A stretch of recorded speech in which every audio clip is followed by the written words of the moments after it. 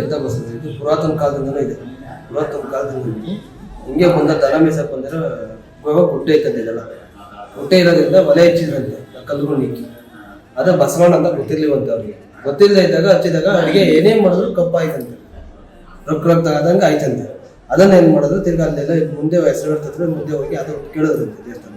ಕೇಳೋ ಹೊತ್ತಿಗೆ ನೀವು ಬಸವಣ್ಣನ ಮೇಲೆ ಒಲೆ ಇಕ್ಕಿ ಅಡುಗೆ ಮಾಡಿದ್ದೀವಿ, ಅದರಿಂದ ನಿಮ್ಗೆ ಆಗ್ತಾ ಇದೆ, ಅದು ದೇವಸ್ಥಾನ ಬಾಯ್ದಂತ ಕೇಳ್ಕೊಂಡು ಇದು ಮಾಡ್ಕೊಳ್ಳಿ, ಅದು ಸೊರಗುತ್ತೆ ಅಂತೇಳಿ ಇದು ಮಾಡೋದು. ನಿಮಗೆ ಗೊತ್ತಿದ್ರೆ ಕಲ್ಲು ತಿಳಿ ಇಟ್ಕೊಂಡು ಅಡುಗೆ ಮಾಡಿದ್ದೀವಿ ಅಂತ ಅಂದ್ಬಿಟ್ಟು ಇದು ಮಾಡೋದು. ಅವಾಗ ಈಚೆಗಿಡು ಹೋಗುತ್ತೆ ಅಂದ್ಬಿಟ್ಟು ಬಸವಣ್ಣ ಅಂತ ಮಾಡಿದೆ. ಇಲ್ಲಿ ಫೇಮಸ್ ಏನಪ್ಪಾ ಅಂತಂದ್ರೆ ಈ ಬಸವಣ್ಣ ಇದೀರ ಸೈಡಲ್ಲಿ ಎದ್ದ ಬಸವಣ್ಣ ಇದೆ.